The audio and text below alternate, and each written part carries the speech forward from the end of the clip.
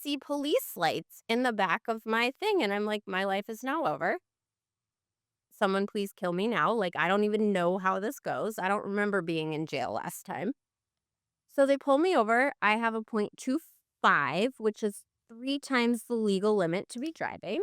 But not your I highest by any means. No, and I'm like, "See, this isn't even that bad." We're not setting Um, records here, okay. folks. I'm like, "You should have seen it before. This is nothing." I tried to show them some yoga poses to prove that I was really not that bad. So I was like, "Do you believe that I can do this? Watch this." And they're like, "Ma'am, right."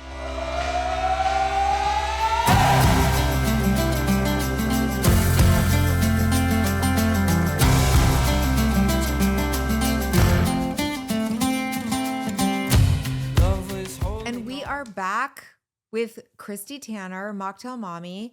And if you listen to part one, please go listen to part one because part one is very, very juicy. Very juicy. It's very juicy. So where we left off, where we left our audience off is things are coming to a head, right? Because you get 2 DUIs in 72 hours. Yes. Your husband, you guys are you officially separated? We have official separation papers. But he's Um, still taking you to concerts and drinking with you. yes. It's great. It's awesome. Very Confusing, weird. Yes. We are still living together. It was so crazy hard. making, right. Yeah.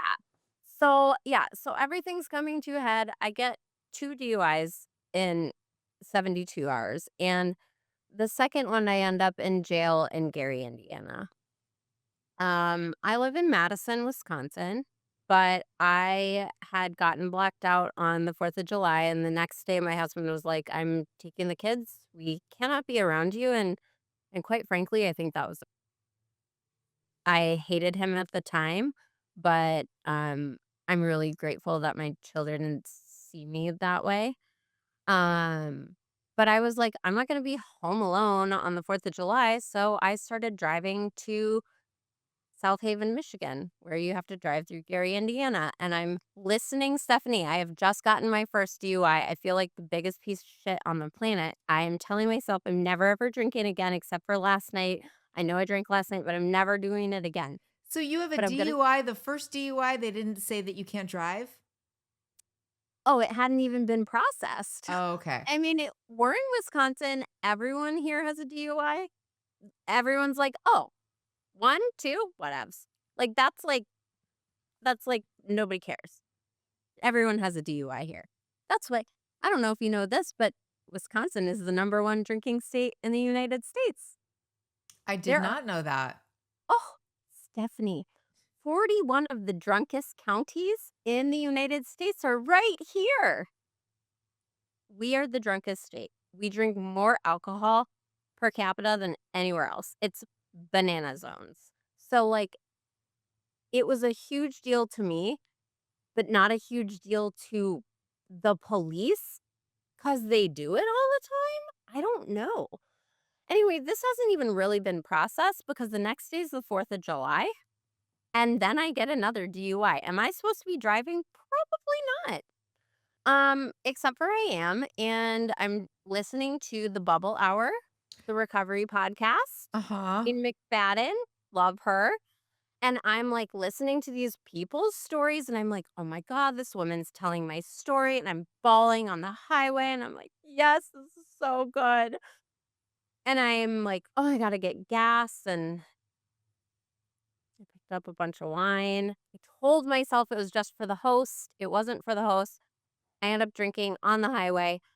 My best friend calls me while I'm drinking and driving and is like, I know that you're drunk driving and I need you to pull over. I cannot listen to you kill yourself on the phone. And something I was like, whatever. But something she said, like, it got through to me, right? Like, I heard the terror in her voice. And so I stopped driving in the middle of the highway. I parked my car in the middle of I the don't think highway. that's what she meant, Kristi. I don't think so. I think it meant pull off. Side of the road, side of the road. Side of the road would have been so much better. But I was like, "You are right. I should stop driving right now." Brr. And so I did. I just parked my car in the middle of the fucking highway at 10 p.m. in the middle of a huge rainstorm in Gary, Indiana. And so, I don't know how much longer, not very long, I see police lights in the back of my thing. And I'm like, my life is now over. Someone please kill me now. Like, I don't even know how this goes. I don't remember being in jail last time. So they pull me over. I have a .25, which is 3 times the legal limit to be driving. But not your I highest by any means. no, and I'm like, see, this isn't even that bad. We're not setting Um, records here, okay, folks. I'm like, you should have seen it before. This is nothing. I tried to show them some yoga poses to prove that I was really not that bad. So I was like, "Do you believe that I can do this? Watch this." And they're like, "Ma'am, right." Um, so I go to jail in Gary, and um they call my parents because my ex-husband, or soon to be ex-husband, is not real thrilled. And my parents drive 6 hours to come pick up their 34-year-old mom, daughter from jail. And when I saw my parents' faces, I have never seen a look like that on my father's face. And I hope I never do again. I've never been so ashamed. They had to pay so much money for me to get out of jail. They had to get my car unimpounded, blah, blah, blah, all this stuff. Everyone was furious. Everyone was furious with me. I was furious with me. And so we have a 6 hour silent drive home in the back of my parents' car. And for the first time, I was like, I do not got this. And I do not think I'm going to be able to figure this out. And I'm afraid that I'm going to die if I keep drinking. And sometimes I think that's what I want. Um, and I said, I can't imagine going to rehab away from my kids. Like, that's all I want to do is be a good mom. And so I found a rehab that is about 90 minutes away from Madison. And they allow FaceTime with your kids. And they allowed my kids to come see me every Sunday. And so I said, okay, I'm going to go. My daughter was 7 months old. I had to stop breastfeeding her, just like that. It was like, okay, well, that's done. There's like so many things that ended so quickly. Kind of I didn't have time to process. Um, so I go to rehab July 15th, and I got out of rehab 61 days later. Um, So you didn't stay I the was whole gonna 90 go for a days? month, and when I first got there, it was a 28-day program, and I ended up doing a second month. So I had really gone to rehab thinking, Stephanie, that if I could figure out my marriage, that I would figure out my drinking in that order. And in rehab, it became really clear that my marriage was not something I was going to be able to save. I I did have an opportunity to save myself though, but I was going to have to make a choice, and it couldn't be both. And that's not true for everyone, but that was true for me. They made it really clear to me that going back to my home where I had gotten so addicted and been so sick and had so many traumatic experiences, was probably not a great idea, and it probably wouldn't keep me sober. So when I got home from rehab, I moved out. Um, I moved down the street into from our 10,000 square foot home, and I got a one-bedroom apartment, and I lived there, and we had a full-time nanny, and my husband and I changed our separation to a divorce, and we did something called nesting. So he would stay home with the kids for 2 days, I'd be at my apartment. I'd be at home with the kids for 2 days, and he would go to his cabin, and that's sort of what we did. We told our kids at Christmas we were getting a divorce, and, I was trying to stay sober, and they so funny, my now he's 12, my oldest. When I was in rehab, they used to come visit, right? And it was this big, it looks like huge mansion.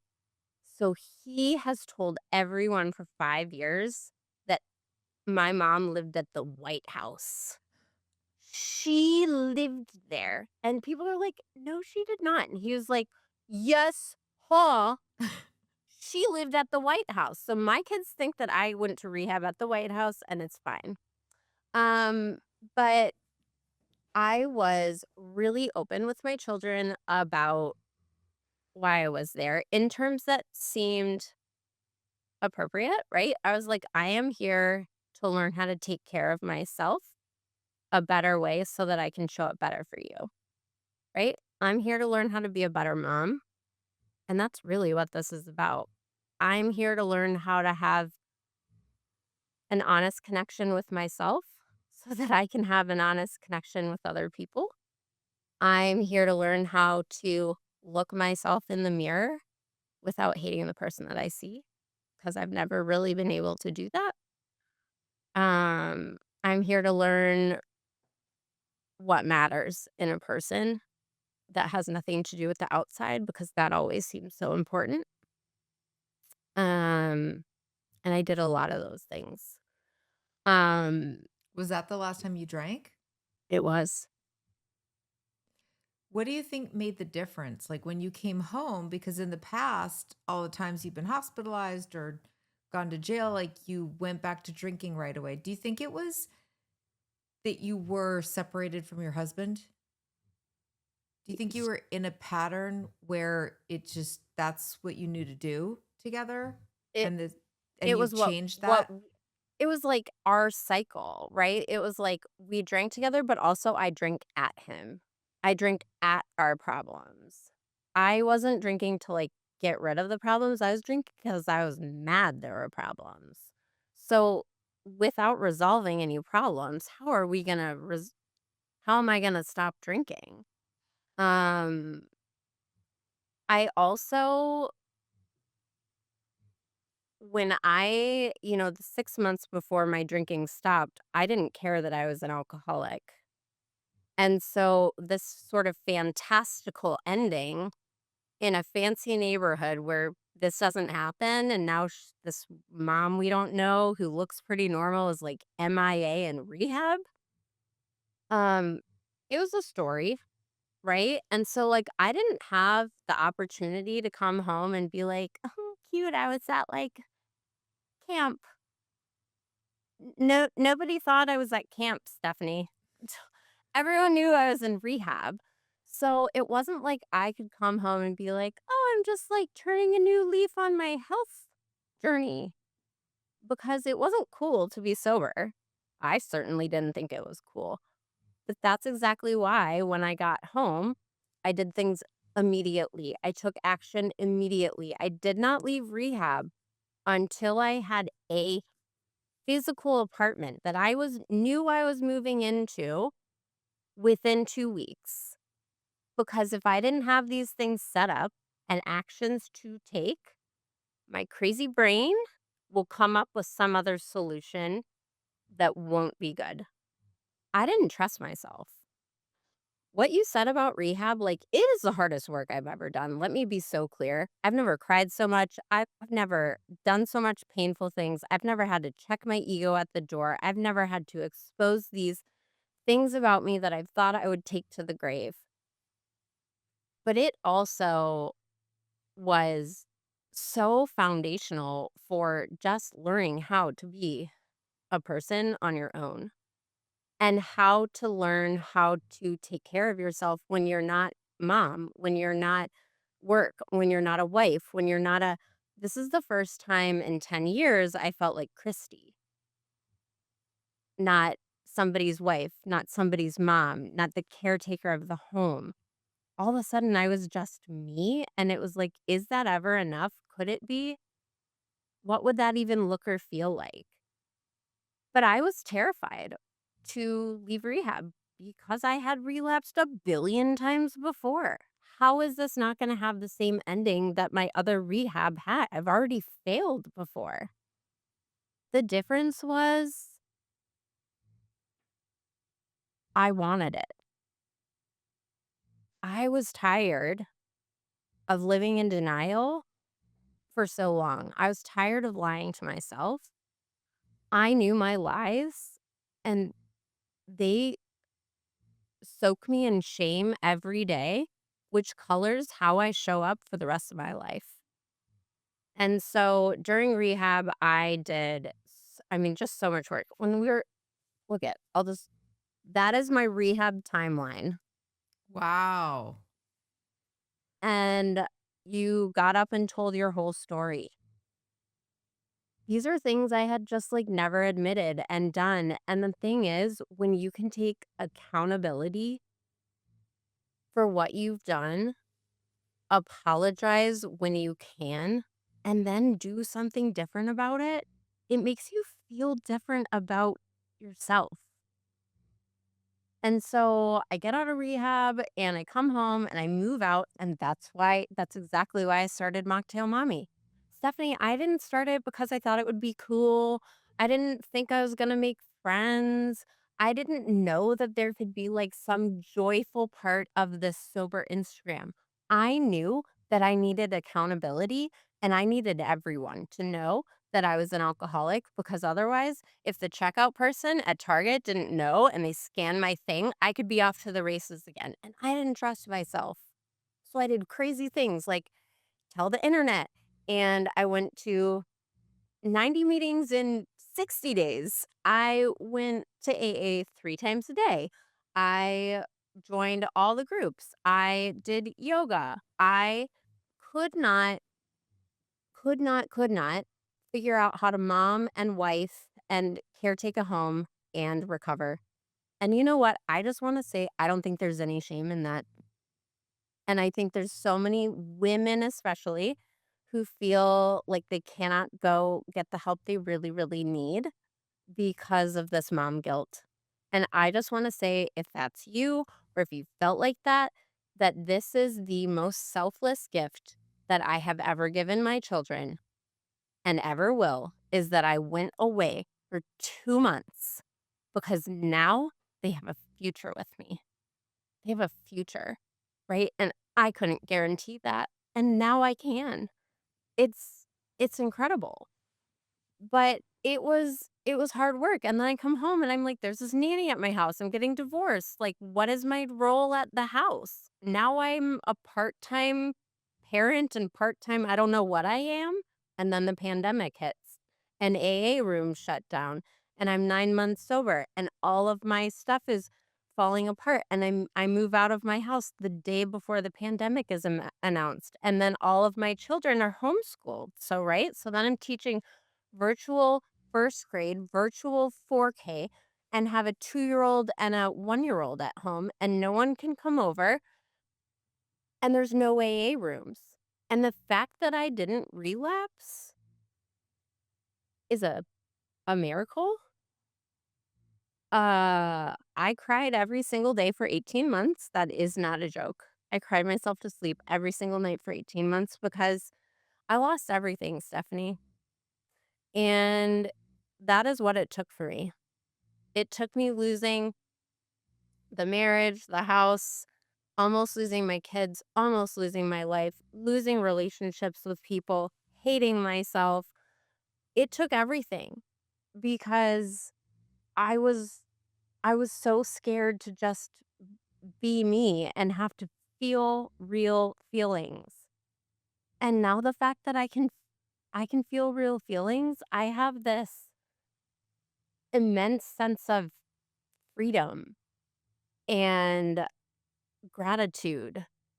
I can only feel sorrow as much as I've felt joy, right? Like, if you won't allow yourself to be sad, how are you ever going to know what it really feels like to be so, so, so grateful?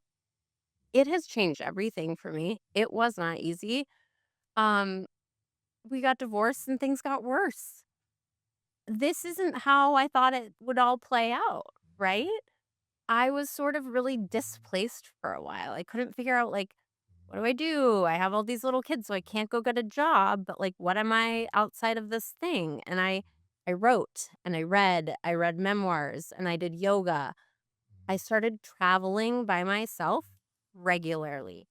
Sober, single, solo travel is like my love language. I will get on an airplane every 6 to 8 weeks and go somewhere.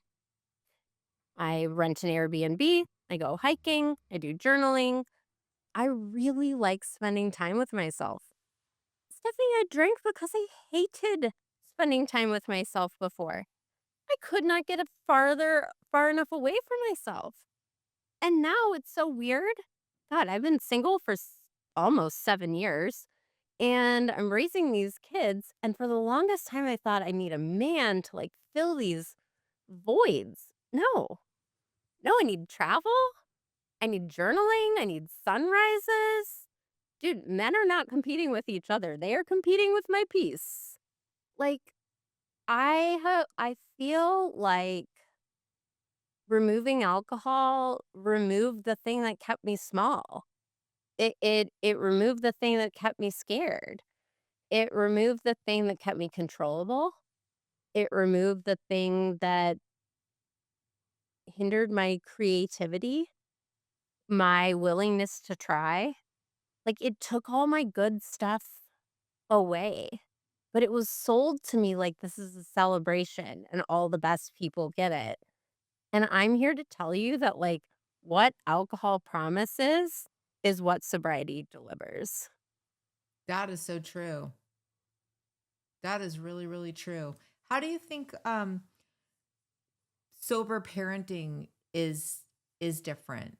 You know, because you still have four young kids. How old's your Yep. oldest now? You said 12? Yeah, so he's turning 13. So now they are 7th, 5th, 4th, and 1st grade. And That's a um lot. it is a lot. Yeah. Yeah. Um it's a lot easier than when they were all in car seats. Oh my dear baby Jesus. That was so hard. But How do you I like will have patience and you know, well, I guess you get your escape from a little from the traveling, I but do. how do you stay serene? I don't always. I mean, let's just be honest. Like, I think the first 2 years that I was single parenting, I was probably pretty rough around the edges. I think I did a lot of crying. I couldn't even hide it from my kids. I would just burst into tears. Um Now I cannot tell you the differences that I see in my relationships with my children and like the connection we have. Part of that is age, but a huge part of that is the environment. There has never been alcohol in my home that I live in right now. That is a rule. No one's allowed to have it here. I'm not interested and I don't care. And why? Well, my kids know that I'm allergic to alcohol. I'm allergic and it makes me do things I'm not proud of. And I don't feel good about that, and so I don't drink. Has it come up in discussion? All the time. I don't hide it from my kids that I'm sober. Drinking is everywhere in Wisconsin. Our families drink. My parents drink wine. That's what we did at every holiday. It's very much a part of socializing here. So then it's like, well, are people who drink bad? No, people that drink are not bad, but here's what I do want you to know. If someone's been drinking, and I don't care who it is, I don't care if it's grandpa or dad or mommy or your babysitter. If someone's been drinking alcohol, you don't get in a car with them. No, and you don't have no. We all did that. Stephanie, I don't do that anymore. My kids ask questions now that they never asked before. My kids are really aware of what alcohol is. We I took my kids out to a Mexican place a couple months ago, and it's called, Ancho and Agave, and it says tacos, tequila, and tamales or something. And my son says, "What's tequila?" And he's 9, and I'm like, "Oh, that's alcohol." And he's like, "Oh, mommy, we cannot go here. They have alcohol." And I was like, "Oh my gosh, honey, I don't know if I failed to mention there's probably alcohol in most of the places that we've been. I just don't drink it anymore." And he was like, "Interesting. Now there's a thought. You could go somewhere that has these things," which when I first got sober, I thought, I'm never going to go out to eat again. I'm never going to go on a trip again. I'm never going to get on an airplane again. I'm never going to have a girls' night again. I'm never going to anything ever again. That's not true. Now I do all of it, right? But sober parenting, I can't tell you how good it feels because now that my son is getting older, right? He's going to be starting to be around this kind of stuff. And I can guarantee you that 7 years ago, I didn't wake up for a fire alarm, much less my phone buzzing that my child needs a ride home. I will always and forever be available for my children. I will always and forever offer them a ride home without questions. Always and forever. That was one thing my parents did in high school that I value and appreciate so much. They Besides that one time in sophomore year when they picked me up and it was a shit show the first time, but they always offered me or my friends their phone number to come get us from any party that we were uncomfortable at, and they would drive us home with no questions. I will offer that to my children, but I will also make them talk to me about alcohol. I think it's important. I think it's something we need to talk about. I think it's something that became a problem because generations before us did not talk about it. We thought it was okay. I mean, in the 80s, people were still like, smoking's cool when you're pregnant, you know? So I think I'm really looking forward to the differences in like holidays. My holidays used to be about staying up late with the champagne to assemble the presents from Santa and blah blah blah. And now like I decided last year we weren't doing presents and instead we went hiking in Arizona and we made memories. I can't tell you, my kids will not remember what they got for their birthday this year, but they will always remember that trip. Always. Just the 5 of us. Did people think I was nuts for hiking alone with 4 children? Yes, people think I'm insane. But you know what? I'm only insane enough to do it because 'cause I'm sober and I can handle it. I can handle anything sober. I could not handle one wrong move when I was drinking, you know? And now I just feel like, "Oh my god, what a gift to live this way and to get to show my children that there is an option, there is a choice. Like you can live a connected life or a disconnected one. You can choose what you want. You can I mean, they'll make their own choices. but I feel really, really proud that they will have a sober home to compare other places to. I didn't have a sober home growing up. It wasn't alcoholic, but wine was everywhere all the time and still is. My parents, live in Naples and drink Cabernet on the golf cart and play pickleball all day. Like, that's like what they do. That's never going to be me. I don't want it to be, right? Well, I'm a bit ahead of you. So I've been sober, uh, what's this, March? It'll be 17 years in May. And I said all the things that you're saying right now, and then they did come to pass. So it's real and it's beautiful. And I have been that mom that's available and gets a text and Mhm. wakes up when there's a text in the middle of the night and has gone to pick up my kids when they did not chose to not drive the car. I mean, it's real, and I never stop being grateful for it, and I'm so happy I quit when I did, because and we were talking about this before we started recording in the first place, but and I think it's really important to kind of reiterate that just because your story, just because your drinking took you to some really dark places, and maybe a person could see that and go, well, that's never Mhm. happened to me. I've never gotten one DUI. Right. Well, I never got a DUI. I've Yep. driven drunk a lot of times. I mean, there but for the grace of God. I can't imagine anybody who quits drinking who can honestly be like, "I've never driven drunk." Like, Right. if It's you just have an didn't get alcohol, caught. you just didn't get caught. So, Yeah. I think that had I alcoholism is progressive. Mhm. And so is recovery. It really is.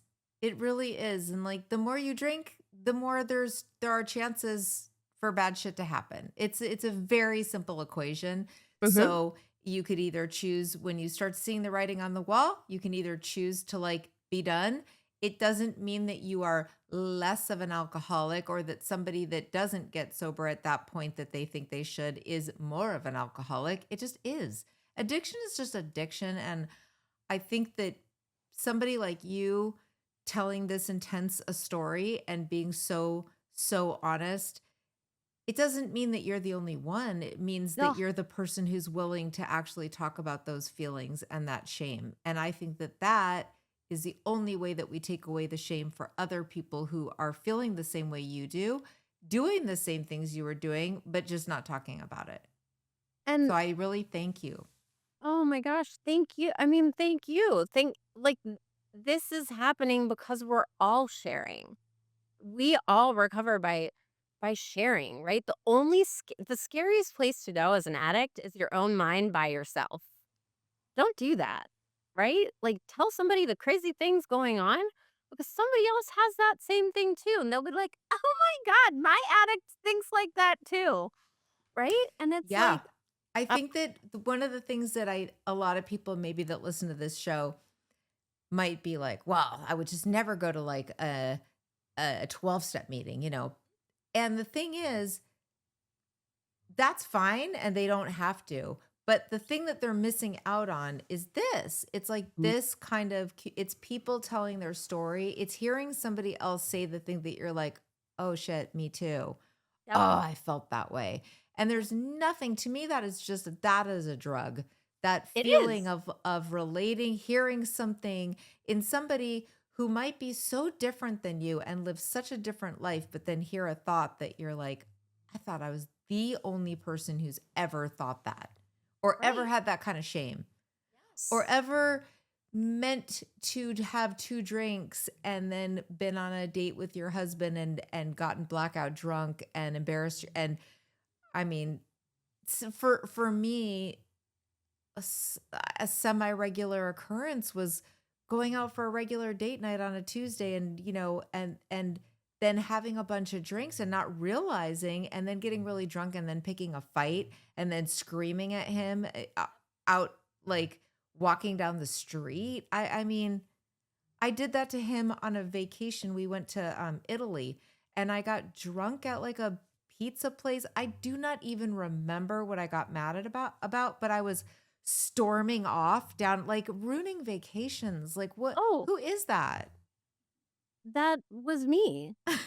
Like, that what do you mean? That was me. I thought that's what vacations were for. But, like, arguing with each other the next morning and drinking Bloody Marys to make it go away. Right, right, right.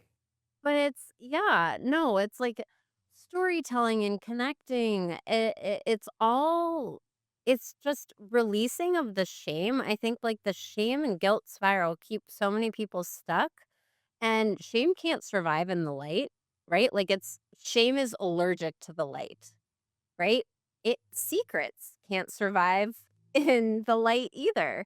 So I came up with this motto a couple years ago, keep no secrets, carry no shame. And that is how I live my life. I have it tattooed on my rib cage I love it. and I have it on a big sign and that is sort of my filter for is this how I am living in alignment with who I wanna be and who I am? Like, keep no secrets, carry no shame. The number one person I cannot keep secrets from is myself. I have a therapist, I have an addiction counselor, because I've been sober for almost 7 years, and people are like, "Aren't you, like, done with that?" Here's the thing is, like, I I think it keeps getting better and more interesting. The first year was, like, physical sobriety, like, I had shakes, I had night sweats, I had post-acute withdrawal symptoms for almost 3 years from Wow. drinking. Wow. Sweating through my clothes, changing meds, like, it was a brutal, brutal process. The first year was just physical, and the second year was, like, mental sobriety, like, okay, my clarity is coming back, I can pause before I have to, like, send the email to the principal. I can, have somebody look it over. And then the 3rd year was, like, this spiritual recovery, and it's like, "Oh my god, wait, is that do I feel peace in my body right now? What is that? Wait, that is kind of intoxicating, right?" Like, I do get, like, a high from being, like, doing yoga, it's so fun, but it's like, I never would have believed it. I thought I was missing out. I thought all the cool people had something I didn't have. And now I don't feel that way. There's nothing attractive about alcohol to me. There's nothing for me there. I've tried it. Like, it was my best friend for a You really tried it a long little bit. You had a Yeah, good run. I had a pretty good run. I mean, I drank enough for, like, me and most of our neighbors. So, I just wanted to save some for everyone else. Like, it's Right. just like, That's I'm how a I really feel too though. I mean, I didn't quit till I was 42. But in my mind, I'm like, "You know what? Like, now I look at that and I go, that well, I think at the time I thought that was old, like, that I can't believe I didn't get sober younger, but now that I'm 59, I'm like, "Wow, I was young." Like, but I didn't have much more drinking to do. Like, I don't have any regrets. I'm like, I left it all on the table, you know? 100%. I Do drank not miss all it. the alcohol that was ever coming my way, and I know people get sober really young and good for them, but, like, I had to drink a lot of alcohol to realize that I was done. And that's the thing people say too is like, how don't you give up if it I tried and failed 100 times before it worked. 100. I couldn't string together 48 hours to save my life for years, right? But you can't quit quitting, right? You're worth it to keep trying to quit. And every day that you do it is a day of experience. You're never starting from square one. You're always starting from a place of experience.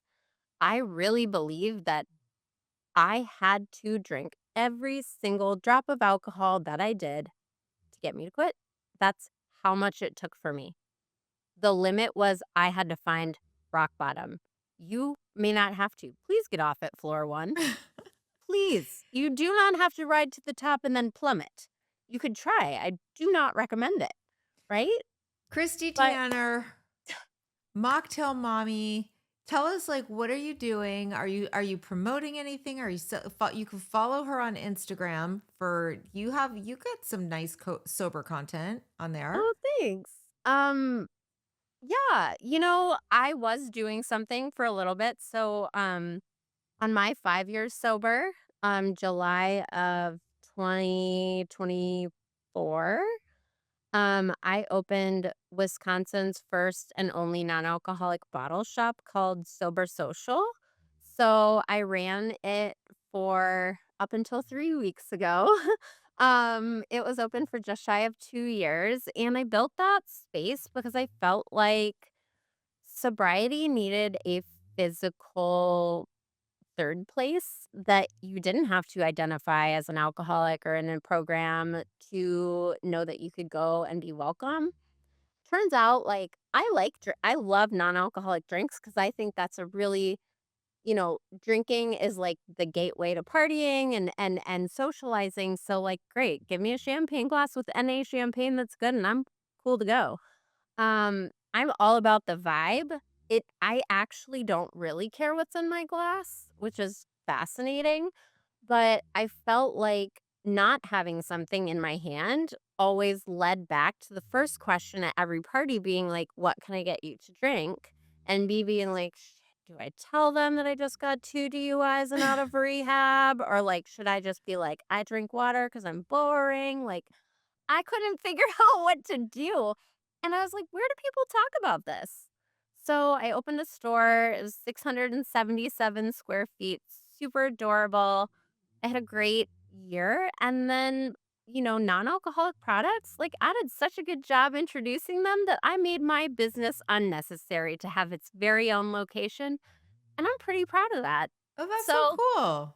it was like, yeah, like, it's sober social, it's about socializing, bridging the gap between sobriety and society. I have that tagline, like, whatever, trademarked, and I see myself doing something in the sober space, right? Retreats, weekend events.